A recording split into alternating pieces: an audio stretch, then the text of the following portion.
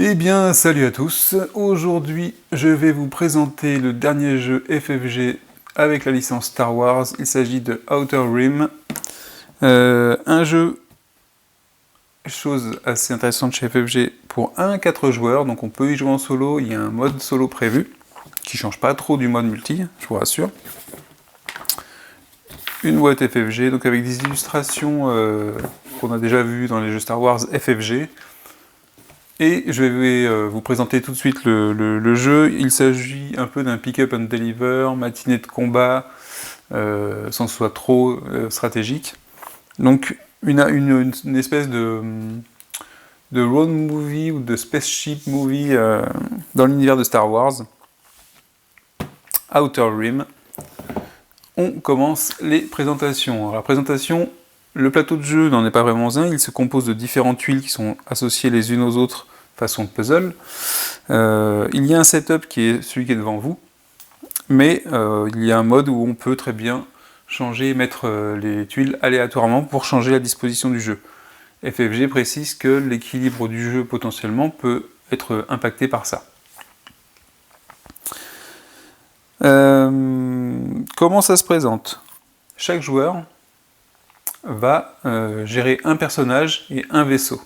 Donc, dans la partie basse que vous voyez ici, j'ai pour chaque joueur, j'ai un plateau joueur, un vaisseau, la fiche de personnage qui se trouve ici. Donc ici j'ai un joueur, ici j'ai un autre joueur. Chaque joueur va également posséder un petit standee qui représente son personnage, qui représente celui qui est sur la carte. Le but du jeu dans Outer Rim, c'est d'obtenir le premier 10 points de renommée. Donc les points de renommée, c'est quoi ? C'est ce petit bétonnier blanc qui se trouve sur la piste de fiche de personnage que je vais vous rapprocher ici. Donc vous avez une piste, c'est un plateau double épaisseur, je ne sais plus comment on appelle ça. On peut emmener la partie jusqu'à 12 si on veut, on peut la raccourcir jusqu'à 8 si on veut des parties plus courtes, évidemment. Ici l'emplacement pour la carte personnage, donc ici par exemple il y avait le Lando. Je reviendrai en détail sur ce que contient la carte personnage. Vous voyez qu'il y a des emplacements au-dessus, puisque chaque personnage peut avoir 2 équipements. Gear pour équipement.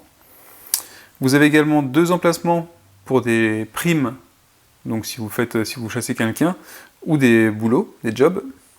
Donc vous avez 2 emplacements pour ça, un mix de job et de bounty, de primes.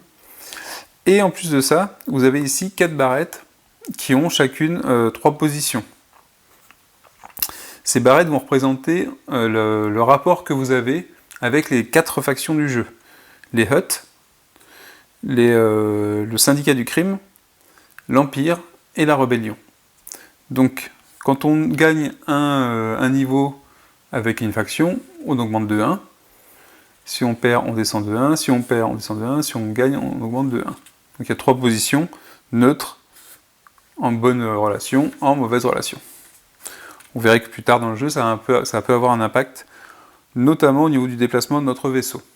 Et parfois aussi sur des cartes, sur des rencontres.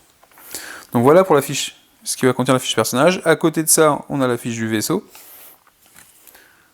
Donc qui recto verso, ça c'est le vaisseau de départ, donc il n'y a pas beaucoup de différence. Je crois que peut-être le vaisseau est différent, parce que celui-là, il a des caractéristiques différentes. Ça c'est un vaisseau de départ, donc on a 2 au choix. Celui-là, ou celui-là. Donc le Starfighter ou le Rigger. Sur le vaisseau, vous avez aussi des emplacements, et qui seront différents selon les vaisseaux. Donc ici de l'équipage, crew, mode c'est pour un modificateur de vaisseau, et cargo pour mettre une cargaison qu'on va convoyer quelque part. C'est tout ce qu'on retrouve sur la fiche du vaisseau, en plus des caractéristiques. Dans le jeu, vous allez pouvoir acquérir d'autres vaisseaux. Donc on a des vaisseaux ici, avec des caractéristiques de vaisseaux différentes, des emplacements différents, que ce soit pour l'équipage, la cargaison ou les modificateurs. Par exemple celui-là, on peut mettre 2 équipages, 2 cargos ou un cargo et un mode, et un autre mode ici. Et des caractéristiques toujours différentes dans cette partie-là. Chaque vaisseau, après le vaisseau de départ, va avoir un objectif. Quand on atteint l'objectif du vaisseau, on retourne la carte et on obtient un vaisseau qui a une capacité en plus, et éventuellement des emplacements supplémentaires. Donc les vaisseaux, on peut les acheter sur les planètes, et il y a un coût du vaisseau qui se trouve ici, en crédit galactique. Donc si on a donc notre personnage et notre vaisseau. Le but, c'est d'obtenir des points de renommée, de célébrité, de fame, en VO.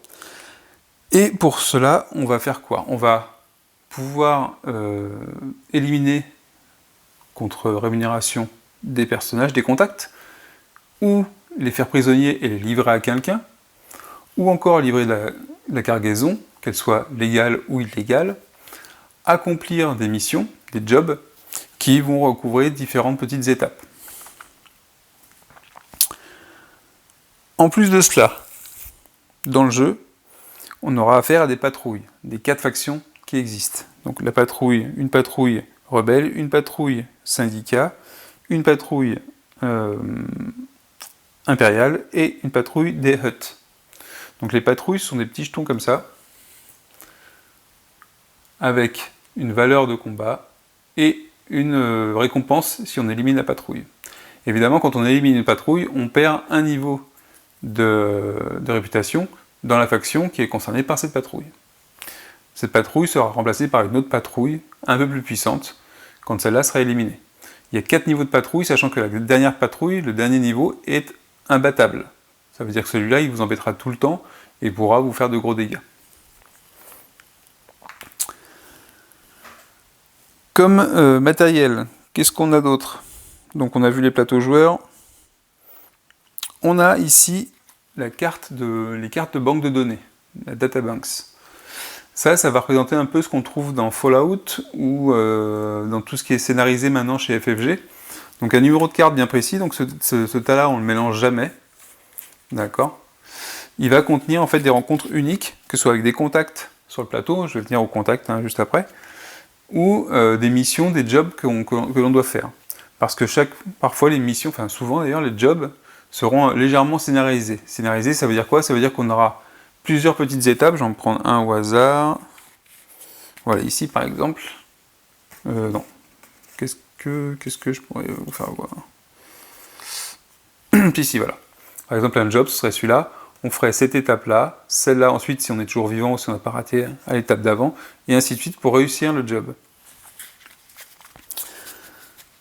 Donc ça va nous permettre, pour un job donné, d'avoir une petite séquence de mini-aventures, enfin de mini-tests, qui vont créer notre petite histoire. Et c'est l'enchaînement de ces différentes histoires, ces différentes missions, qui va créer votre histoire dans le jeu. Ce que je trouve super sympa, je vais le dire tout de suite, c'est que c'est pas des longs textes, c'est souvent une phrase et demie, enfin 2 phrases plutôt, et une phrase et demie, ça ne veut rien dire du tout, qui va vous dire ce que vous faites et pourquoi vous faites le test. Et c'est plutôt logique à chaque fois. Et c'est l'ensemble de ce test-là, c'est par exemple dire, on s'introduit dans le casino, on va faire un casse, on pirate quelque chose pour récupérer de l'argent, et ainsi de suite, on tombe sur la sécurité si on rate un test.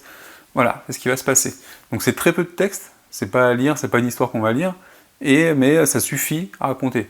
Alors d'une part, c'est bien pour nous, quand on joue à la VO, et qu'on est plusieurs, comme ça la traduction est plutôt rapide, et plutôt simple. C'est bien en solo aussi, parce que ça nous suffit pour faire notre histoire. Et voilà.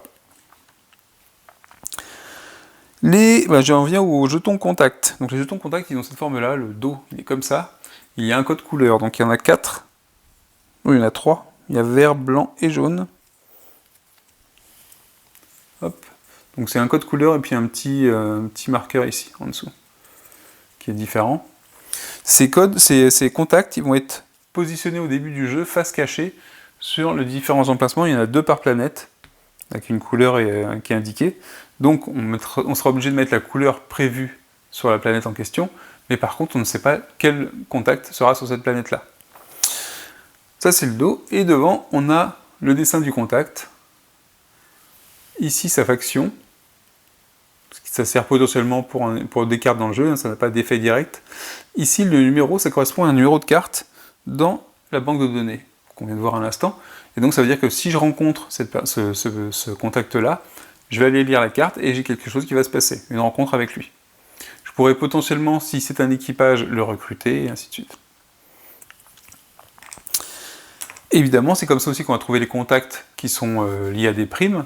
Donc peut-être qu'on voudra les chasser, peut-être qu'on voudra faire en sorte qu'ils soient défaussés du jeu avant que quelqu'un qui a une prime sur eux aille les chercher, dans le cadre du multijoueur, ou d'ailleurs même du mode solo. Donc ça, c'est les contacts.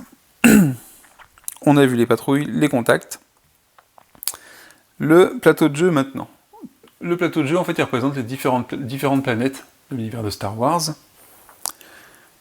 Donc les planètes, évidemment, les gros ronds que vous voyez ici. Les chemins que l'on emprunte. Alors, ça fait un peu route dans l'espace, mais bon, c'est un jeu de plateau. Hein. Donc on a différents chemins qui sont avec différents stops. Donc chaque petit rond jaune et chaque planète est un espace. Quand on se déplace d'espace en espace, on compte le nombre d'espaces, que ce soit un point jaune, une planète, ou parfois un maelstrom, le point rouge, qui est infranchissable pour les vaisseaux joueurs. Pour l'IA en mode solo, elle peut passer dedans. Quant aux autres points, on passe dessus. La seule chose qui va pouvoir nous faire arrêter un mouvement, vous allez voir plus tard, ce sont des patrouilles si on est en mauvais terme avec la faction. Ou si on est en neutre. Donc sur le plateau, c'est très simple. Hein. Des planètes, des points pour se déplacer, des embranchements. Ça cycle pas du tout. Hein. Ici, on passe pas directement là-bas. Il faut bien faire tout le tour. Pour chacune... Alors les planètes, c'est des tuiles à chaque fois. Hein. Et sur chaque tuile, vous avez 2 planètes. Pour chaque tuile, on a un paquet de cartes rencontres de ces planètes. Avec la carte séparant en 2, une planète, j'en prends une ici au hasard. Donc là, c'est la tuile Cantonica et Earth Mantle. On a 2 parties pour chacune des planètes. Donc à chaque fois, ça pourrait être différent. On n'a pas la même chose. Donc évidemment, les decks, pour l'instant, sont plutôt assez fins. Alors, on imagine que FFG fera peut-être des extensions, mais c'est pas sûr. Mais étant donné qu'on va pas forcément aller tout le temps sur la même planète, qu'on n'aura pas forcément la même carte, que ce sera pas forcément à notre tour, j'ai pas eu de souci pour l'instant ou d'impression de refaire 15 fois la même chose. Ou du moins de ne pas avoir 15 fois la même planète. Donc, on a pour les différentes tuiles ce tas-là. Le tas qui est ici, c'est si jamais on fait une rencontre et qu'on est en plein espace. Dans l'espace, personne ne nous entend crier, mais on a une carte rencontre quand même. En matériel, qu'est-ce qu'on a ici? Donc ça, ce sont des marqueurs objectifs pour le joueur quand on joue en solo. C'est pour le joueur qu'on contrôlait, le joueur fictif en fait, qui va pouvoir marquer ses objectifs avec ses petits jetons. Parce que effectivement, en solo, le joueur adverse, on ne fait pas seulement un nombre de points en solo. C'est toujours le même but que le jeu multijoueur, hein, d'avoir 10 points de renommée avant l'autre joueur. Mais le joueur contrôlé par le jeu, par le deck de cartes IA, va aussi faire des missions. Et de façon peut-être plus facile que nous. Donc les marqueurs d'objectifs, des crédits. Donc les crédits, ça c'est du 10 000, c'est un large, du 5 000, des crédits galactiques et du 1000. Des dégâts, que ce soit des dégâts pour les vaisseaux ou des dégâts pour les personnages. Les dés, donc ça ressemble aux dés qui sont dans X-Wing, hein. Je me demande même d'ailleurs si c'est pas exactement les mêmes. Donc ceux-là ils sont dorés. Des petites fiches de résumé ici, et au milieu, les cartes marché qu'on va pouvoir atteindre systématiquement quand on est sur une planète. Donc les cartes marché, elles arrivent en différentes catégories dont je ne connais pas forcément le nom. Je vais le prendre avec moi, une petite anti-sèche. Donc on a ici les primes, le Bounty Deck. Donc ici on va trouver des primes sur des personnages de l'univers de Star Wars. Cargo Deck, donc quand on voudra prendre des cargaisons, légales ou illégales. Ça c'est tout ce qui est équipement, donc pour équiper son vaisseau ou son personnage. Ici ce sont les jobs, donc des missions à accomplir. Ça ce sont des biens de luxe. Et ici vous avez les vaisseaux, pour pouvoir en acheter un nouveau. Voilà l'ensemble du matériel de Star Wars Outer Rim. Je crois qu'on a bien fait le tour. Alors, maintenant, si je reviens en détail sur le matériel que je vous ai fait voir, enfin surtout les quelques caractéristiques qu'on va trouver dans le jeu, les quelques icônes qu'on va trouver.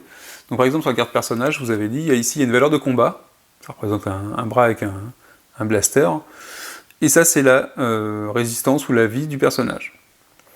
Si jamais, alors c'est la vie, oui et non, si jamais il a autant de dégâts que sa capacité ici, il est defeated, donc il est KO. Au prochain tour, il n'aura qu'une seule action disponible immédiatement. Vous allez voir dans le tour de jeu comment ça se passe. Il faudra qu'il se remette sur pied avant de pouvoir faire autre chose. Donc il n'y a pas d'élimination définitive de joueurs. D'accord ? On perd du temps, quoi. Sachant que c'est une course au point, forcément, la perte de temps, c'est pas bon. Ici, vous avez une capacité spéciale. D'ailleurs, je vais voir quelque chose. Donc vous avez une capacité spéciale pour le personnage. Et ici, un objectif personnel. Quand l'objectif personnel est réalisé, on tourne la carte et on joue avec cette partie-là jusqu'à la fin de la partie. Donc vous voyez qu'on gagne une action possible. Sur la carte, on a également des compétences. Donc je vais vous parler des compétences tout de suite, d'ailleurs. Donc les compétences, comment ça se passe ? Parfois dans le jeu, on aura des tests à faire. Donc par exemple, ici, je prends cette carte-là.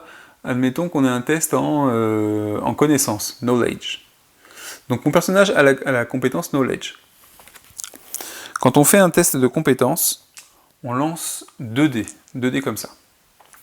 Si dans les cartes que j'ai dans mon équipage, donc mon personnage et éventuellement les équipages qui sont avec moi, enfin les cartes équipages qui sont avec moi, s'il y a la présence de cette compétence, à ce moment-là, pour réussir le test, il faudra que je récupère un succès simple, comme ça. Au moins un sur les deux dés. Si j'ai plusieurs fois cette compétence, admettons que j'ai la compétence, un membre d'équipage a cette compétence, à ce moment-là, donc le succès simple, le succès critique, qui est représenté comme ça, l'œil, qui est le focus dans X-Wing, je crois, seront également des succès. Donc forcément beaucoup plus simple quand on a souvent la compétence. Si jamais, donc évidemment, quand on a plus d'une fois la compétence, seules les phases vides seront des échecs. Donc c'est 2 chances sur 8, je crois. Si vous n'avez pas la compétence, ça n'empêche pas de faire le test, sauf qu'il faudra avoir un succès critique. Donc le succès critique, c'est celui-là. Voilà donc comment se passent les tests de compétences dans le jeu. Donc c'est ce qui va faire que vous allez chercher à recruter certains personnages qui sont en jeu, sachant que quand vous les recrutez, on défausse leur jeton contact du plateau, on récupère la carte souvent, et si jamais vous voulez vous en débarrasser pour en prendre un autre, vous ne pourrez pas les récupérer. Donc ça va être aussi une petite chasse à la compétence qu'on aura besoin, par exemple si on a récupéré un job. Sur les jobs, je vais vous faire voir ça, c'est ceux-là les jobs. Sur les jobs, on a un résumé un peu ici des compétences qui seront nécessaires pour le job. Donc il y a toujours un lien avec une carte de la databank, à voir si ce sera effectivement le cas tout le temps. Mais c'est une indication. Donc ça vous permet de dire, je peux prendre ce job-là en connaissance de cause de ce que j'ai comme compétence, et en plus, je peux potentiellement améliorer en cherchant des cartes équipage, en cherchant des contacts qui me donneront un équipage qui a cette compétence-là. Un contact, une fois qu'il est révélé, donc au début du jeu, les contacts ils sont face cachée, un contact, quand il est révélé, il reste révélé si on ne l'a pas récupéré, si on n'a pas défaussé le contact pour embaucher l'équipage, en tant qu'équipage, il est face visible sur le plateau et tout le monde peut le voir. Donc évidemment, s'il y a un contact qui est révélé sur le plateau et qui a une prime sur sa tête, ça peut créer des convoitises. Ça peut créer du remue-ménage sur le plateau. Donc ça, c'était pour les cartes personnages.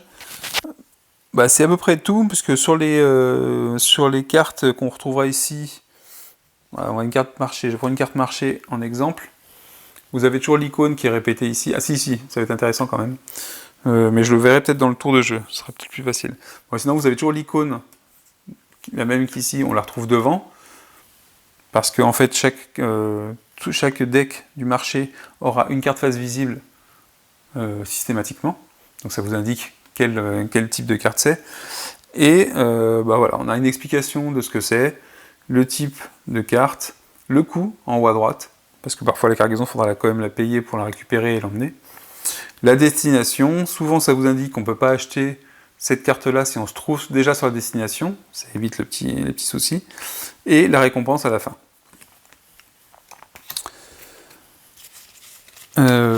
Sans plus tarder, on va passer au tour de jeu, qui vous allez voir n'est pas compliqué.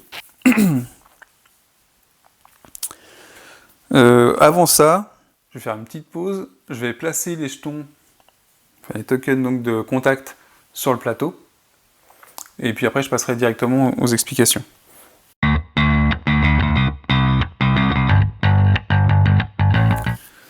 Alors, les jetons contact sont placés tout au long autour du plateau. Une chose qu'il faut que je fasse, c'est que je retourne la première carte de chaque deck sur le marché.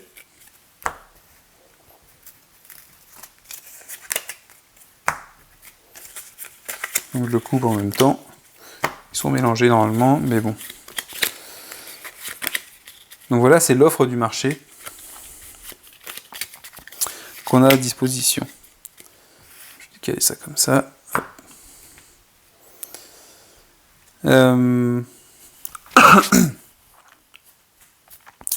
Le tour de jeu d'un joueur, il se déroule en 3 étapes. La phase de planning, l'étape de planning, l'étape d'action et l'étape de rencontre. Dans l'étape de planning, c'est la plus simple, on choisit entre se déplacer, enlever tous les dégâts du vaisseau et de notre personnage, ou récupérer 2000 crédits. Les 2000 crédits correspondent à des petits jobs qu'on ferait à l'arrache pendant ce temps-là. Quand on ne se déplace pas, c'est-à-dire qu'on reste quelque part, on fait des petits travaux qui ne rapportent pas grand-chose. Donc ça, c'est la phase de planning. On choisit une des 3 options. Terminé. La phase d'action. Donc la phase d'action qui est un peu la première partie conséquente. La phase d'action, vous allez pouvoir livrer des cargaisons, si vous en avez et que vous êtes au bon endroit pour le livrer. Faire une action de marché. Faire une action de marché, il y a 2 choses. Déjà, vous pouvez faire un refresh d'un des decks qui se trouve au marché. Donc ça veut dire que avant de faire votre phase de marché, vous pouvez décider que celui-là de deck, ça me plaît pas trop, ou ça plaît trop à quelqu'un, à un concurrent, que ce soit l'IA ou que ce soit un autre joueur, et je décide de défausser. Donc défausser dans le jeu, c'est je le mets en dessous et je révèle la suivante. D'accord ? Ça, c'est défausser. Et je mets celle-là. Ça, j'ai le droit de le faire une fois dans mon tour d'action, dans ma phase de marché. J'ai le droit d'acheter une carte qui se trouve dans l'offre ici. Et j'ai le droit d'échanger des cartes avec un autre joueur, dans le cas où je serais en multijoueur. Donc je peux faire une ou toutes ces actions, mais je peux les faire qu'une seule fois dans mon tour. Donc qu'un seul achat, qu'un seul refresh, qu'un seul échange, et qu'une seule... normalement, dans tous les jobs et toutes les livraisons de cargaison, on les fait comme une action. Donc si j'en ai plusieurs à faire au même endroit, je les fais toutes. Je n'ai pas besoin de faire 2 actions pour ça. Donc ça, c'était l'étape d'action. Ensuite, phase de rencontre. Alors, selon où vous êtes, vous allez pouvoir faire différentes choses. Alors, pour rappel, les phases de marché, on peut les faire que sur les planètes, par contre. Je ne peux pas, en plein milieu de l'espace, accéder au marché. Pour la phase de rencontre, il y a 2 choses à vérifier. Si jamais on se trouve dans un lieu, sur un emplacement, avec une des patrouilles du jeu, d'une des 4 factions, et qu'on a une relation mauvaise avec cette faction. Ça veut dire que notre plateau joueur ici, par exemple, si on est en mauvais terme avec la rébellion, qu'on se trouve dans le même espace, que notre vaisseau se trouve dans le même espace que la patrouille de la rébellion, à ce moment-là, la seule rencontre qu'on peut faire, c'est un combat de vaisseau. Je vais venir après savoir comment on fait le combat de vaisseau. Donc ça, c'est la première possibilité. Si jamais vous Donc ça, c'est obligatoire. Maintenant, s'il y a une patrouille sur votre lieu, quel que soit le niveau de relation que vous avez avec la faction, vous pouvez très bien engager le combat. C'est possible aussi. Ensuite, qu'est-ce qu'on peut faire d'autre? On peut faire une rencontre sur le lieu où on se trouve. Donc si on se trouve sur une planète, on prend une carte de rencontre qui correspond à la planète en question, et on lit sur la carte la section qui correspond à la planète sur laquelle on se trouve. Si on se trouve en plein milieu de l'espace, on peut prendre une carte de navigation. Enfin, on prend une carte de navigation. La dernière possibilité, c'est de, quand on est sur une planète, rencontrer un contact. Donc les contacts, c'est les pions que j'ai mis juste avant. On décide qui on rencontre, donc s'il est face cachée, on le révèle. Et on va chercher la carte dans le deck databank qui correspond à la rencontre en question. Et on suit le déroulement de la rencontre. Est-ce qu'on peut... Enfin, je ne connais pas encore toutes les cartes du jeu, ni tous les contacts. Donc souvent, c'est un équipage qu'on peut recruter. Et je pense que parfois, ça peut être autre chose. Si jamais la rencontre qu'on fait, c'est une prime, qu'on a le job de prime, on peut essayer de faire soit l'élimination, soit le faire prisonnier pour l'embarquer avec nous. À ce moment-là, on récupère le token de contact, le jeton de contact, on le met sur la carte du job qui correspond à ce qu'on veut faire, et on le défaussera quand on réalisera la fin de la mission. Donc voilà les 3 possibilités en phase de rencontre. Donc vous voyez que... Et ça, c'est le tour de jeu. Une fois que c'est terminé, hop, on passe à un autre joueur. Alors j'avais lu sur des forums, dans des commentaires de vidéos, qu'il y avait beaucoup de longueur entre les tours. C'est pas tellement la faute du jeu, parce qu'il est plutôt rapide et plutôt simple, c'est plutôt la faute des joueurs si ça arrive. C'est-à-dire que si un joueur il veut voir toutes les possibilités qu'il a, toutes les cartes à chaque fois, et calculer pendant... on peut. Je pense pas que ce soit le but de ce jeu-là, de se prendre la tête là-dessus. Donc voilà. Pour moi, je pense pas qu'il y ait de soucis à 3 joueurs. Alors peut-être que 4, c'est un peu plus long forcément avant de retrouver son tour, et comme dans beaucoup de jeux. Donc on a vu le tour de jeu. Donc ça, si jamais on est en multijoueur, bah, chacun fait ce tour de jeu là, et ainsi de suite, et on cycle, et on cycle, et on cycle, jusqu'à ce qu'un joueur ait 10 points de fame, de renommée. Il y a 2 choses qui peuvent arriver pendant les rencontres, les combats. Donc il y a le combat dans l'espace, combat au sol. Donc ground combat, ship combat. Comment ça se passe un combat? C'est souvent c'est pas un combat à mort. C'est-à-dire que quand vous rencontrez une patrouille, par exemple, on fait un combat, c'est-à-dire que c'est un round de combat, et puis ça se termine. Chaque camp prend des dégâts, de toute façon, enfin s'il y en a qui ont été tirés, et ensuite on détermine qui est-ce qui a gagné le combat. Donc comment est-ce qu'on fait ça? Eh bien c'est simple, on lance des dés en fonction de l'attaque, de notre force d'attaque. Donc la force d'attaque d'un vaisseau, c'est cette icône-là, en forme de tourelle laser, avec le nombre de dés que je vais lancer. Pour les patrouilles, vous voyez que le même symbole, avec le nombre de valeurs à côté. Donc lui, il lancera par exemple 3 dés. Alors que moi, j'en ai que 2 sur celui-là de vaisseau. Et j'en ai 3 de ce côté-là.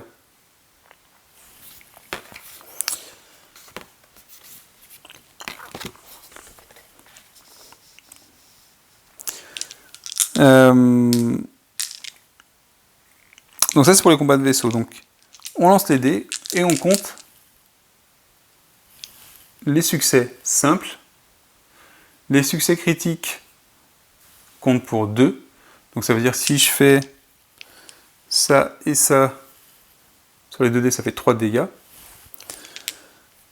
Et le symbole de focus, là, l'œil, ça sert seulement si on a des cartes qui utilisent l'œil pour les transformer en dégâts ou autre chose.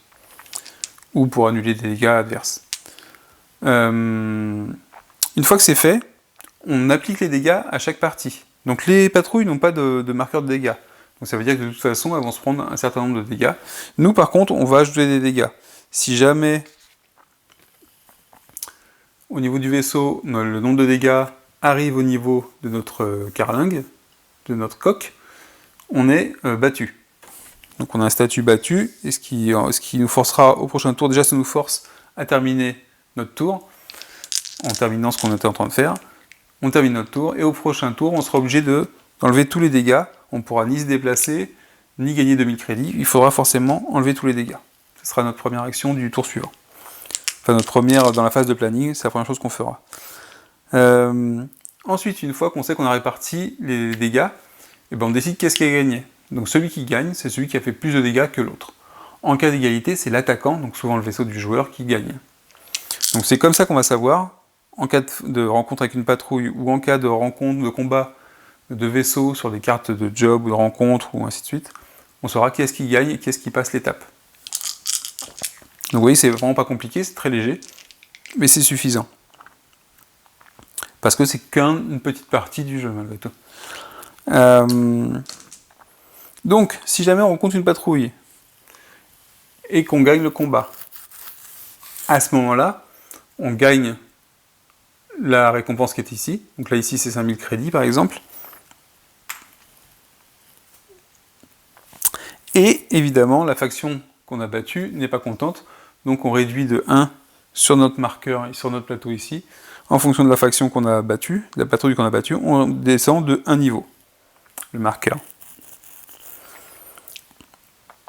Ensuite, vous avez le même principe pour les combats au sol. Donc ça, ce sera souvent dans les missions. On vous dira, il y a un combat au sol. Enfin, un combat au sol, hein, c'est pas qu'on se roule par terre, qu'on fait du judo, c'est qu'on est sur la terre ferme, et que ça se résout au pistolet laser. À ce moment-là, c'est votre personnage qui utilise, c'est la même chose, sauf que là, on utilise la valeur d'attaque de notre personnage. Et éventuellement, comme pour le vaisseau, on aura pu utiliser des modificateurs, pour le personnage, on pourra utiliser des cartes d'équipement. Donc qui améliorent l'attaque ou la défense, potentiellement. Ou qui vont nous faire relancer des tirs, des dés, et ainsi de suite. C'est le même principe, et parfois, en fonction des cartes, on ira jusqu'à ce qu'on ait gagné ou qu'on ait perdu. Parfois, de perdre nous forcera à recommencer si on n'est pas vaincu complètement, c'est-à-dire que si on n'a pas autant de dégâts que ce qu'on a comme résistance. Donc ça dépendra après du contexte. C'est pas une règle figée, ça va dépendre du type de combat qu'on fait. La seule règle qui est vraiment figée, c'est celle sur les patrouilles. Si jamais on perd contre une patrouille, donc ça veut dire qu'on n'est pas forcément vaincu, mais on a perdu le combat. À ce moment-là, on déplace la patrouille d'un espace. D'accord ? C'est tout ce que ça fait. Une chose que j'ai oubliée tout à l'heure en vous parlant du mouvement. Donc le mouvement du vaisseau, quand on avait le choix pour faire le mouvement, il est indiqué ici. Donc ici, c'est par exemple de 5 points, les planètes. Donc par exemple, si je me déplace de 5... et que je suis ici, je peux faire 1, 2, 3, 4, 5, me retrouver à Mon Calamari, ou 1, 2, 3, 4, 5, enfin 4, 5, je me retrouve aussi à Mon Calamari. Si jamais je rencontre si je passe sur une zone où il y a une patrouille avec laquelle je suis neutre ou je suis en mauvais terme, je suis obligé de m'arrêter. Mon mouvement s'arrête forcément. Si je suis en bon terme, je peux passer, sans problème. Je crois qu'on a fait le tour des règles, et vous voyez qu'elles sont vraiment plutôt light, faciles à se retenir, parce que tout le reste va être sur les cartes. C'est-à-dire ce qu'on va faire comme action. Quand on achète un vaisseau, c'est très simple, il y a le coût du vaisseau qui se trouve ici, il y a la carte qu'on récupère sur le côté, et puis ça vous indique déjà sur le vaisseau aussi les caractéristiques qu'il aura, les différents emplacements. La tête qu'il aura, celui-là on doit bien l'avoir, celui-là. Et également, autre chose qu'il faut savoir dans le jeu, c'est que vous voyez que les decks ne sont pas très gros. Donc quand on résout une carte, quand on termine la carte, souvent la défausse, ça veut dire qu'elle revient en dessous du deck, face cachée, et elle va remonter au fur et à mesure. Pour certaines cartes, que ce soit dans la databank ou pour les jobs qui sont présents, ils seront retirés du jeu, parce qu'ils sont uniques. Voilà. Donc on va faire un petit début de partie. Le setup il est simple, le premier joueur il a 4000 crédits. On commence tous à 0 de fame, de célébrité, de renommée. Et le deuxième joueur il a 6000 et le suivant il a 6000 ou 8000 et ainsi de suite. Donc là, on va jouer en mode solo. Donc il y a quand même 2 joueurs. Donc il y a mon joueur, là ici je vais jouer Lando Calrissian, avec un Starfighter, et en face de moi j'ai Boba Fett, avec un G9 Rigueur. Pour l'IA, comment ça se passe? Parce que j'en ai pas parlé. Bah pour l'IA, donc pour le joueur adverse, quand on est en solo, il y a ce petit tas de cartes là. C'est rien, c'est tout fin. Vous allez dire, oh là là, qu'est-ce que c'est que ça? Et ben ça, c'est lié aussi au style de jeu, hein, que ce soit aussi simple que ça, je pense. Ben ça, c'est simple, c'est que à chaque fois que le joueur solo va jouer, on retourne une carte, on résout la carte, et ça passe, ça revient au joueur, à nous. D'accord? À chaque fois, ce sera comme ça. Et vous allez voir que les cartes sont bien faites. En fait, sur chaque carte de l'IA, il y a les 3 phases. Planning, l'action et la rencontre. Sachant que pour le planning, ben, il y a marqué, on fait la première qui est applicable. Donc, est-ce que si je suis déficit, donc s'il est plein de dégâts, le joueur de l'IA, on le soigne, et voilà, c'est ce qui sera fait. Pour l'action, on fait tout ce qu'on peut faire. Donc, il y a tout ce qui est listé ici, on va faire tout ce qui est possible dessus. Et pour la rencontre, on fait la première aussi qui peut être faite. Alors, je crois qu'elles sont toutes rédigées de la même façon, parce que j'en ai vu pas mal tout à l'heure et elles ont exactement la même chose. Donc je sais pas si sur d'autres extensions, un jour, ils feront des decks un peu différents. Voilà. Alors ça veut pas dire que ça contient la même chose, mais ça veut dire qu'on fait toujours la même façon. Donc la première qu'on peut faire, toutes celles qu'on peut faire, et la première qu'on peut faire. Et avec ça, en fait, ce qui va se passer, c'est que l'IA, elle va acheter des missions, elle va faire des refresh de deck, elle va gagner des récompenses, elle va gagner de l'argent. Et en fait, il y a un moteur qui fait que, même si elle n'a pas des bonnes cartes ou elle ne fait pas des bonnes choses, en gagnant de l'argent, ou si elle ne fait pas des missions qui rapportent de la célébrité, en gagnant de l'argent, elle va pouvoir, il y a des cartes qui vont dire, bah, si on dépense en 8000, on gagne 1 point de célébrité. Donc de toute façon, il y a un moment, l'IA va avancer sur la célébrité. Et c'est pas mal du tout. C'est pas mal du tout. C'est pas que vous avez un adversaire coriace, mais c'est un adversaire qui avance. Et donc forcément, vous êtes souvent, je pense, en mode solo, il y aura une période où il y a forcément un départ où l'IA va gagner des points, nous on sera derrière et on va être en mode chasse. Et c'est un côté sympa hein, quand même. Pour ce style de jeu qui est du pick up and deliver, c'est ce qu'il faut. Si c'est que jouer tout seul pour faire le plus de points possible, c'est moyennement intéressant. Là au moins on a un ennemi qui est en face, qui fait ses missions, qu'on peut essayer d'aller contrer, parce qu'on peut voir ce qu'il va faire comme mission. Si c'est capturer quelqu'un, on peut aller le récupérer avant et le sauver éventuellement pour pas qu'il puisse faire sa mission. Donc c'est pas mal. Quoi que je dis ça, mais je suis pas sûr qu'ils prennent souvent des bounties l'IA. Je suis pas sûr qu'elle achète souvent les bounties. Elle les défausse, mais elle les prend pas beaucoup. Elle fait souvent de la cargaison. Donc celle-là. Et les jobs. Ce que je vous propose, c'est que l'explication des règles est terminée. Et je vais faire une vidéo plutôt courte ensuite de la partie. Je suis pas sûr que ce soit super passionnant de suivre la partie, une partie complète. Déjà, ça peut être long. Moi, je pense pas que ça me plaira de faire une vidéo sur une partie qui est longue et qui est assez répétitive en termes de mécanique. C'est plutôt simple. On va faire quelques tours. Et puis, pour vous faire voir vraiment comment ça tourne. Et puis on s'arrêtera là. Petit rattrapage sur les règles, j'ai oublié une petite règle importante, et je m'en suis aperçu en faisant le début de partie. Quand un joueur, que ce soit l'IA ou un autre joueur, gagne une carte qui est face visible sur le marché, une carte du dessus du deck, ou l'achète, à ce moment-là, il achète une carte et on révèle la suivante. Sur la suivante,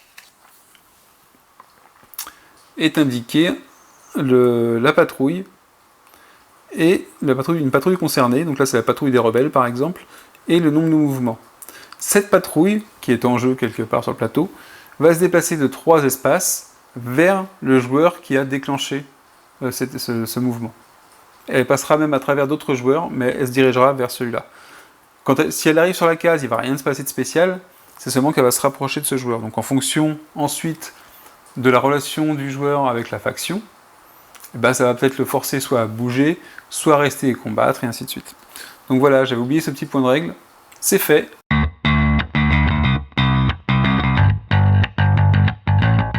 Ce que je pense moi du jeu, il est très bien, bon format, rapide à mettre en place, rapide à ranger. Les règles sont simples. Donc comme pour FFG, maintenant dans tous leurs produits, on a 2 livrets, apprendre à jouer, et les références. J'ai été très peu dans les références, mais vraiment très peu. Pour l'instant, j'ai pas eu.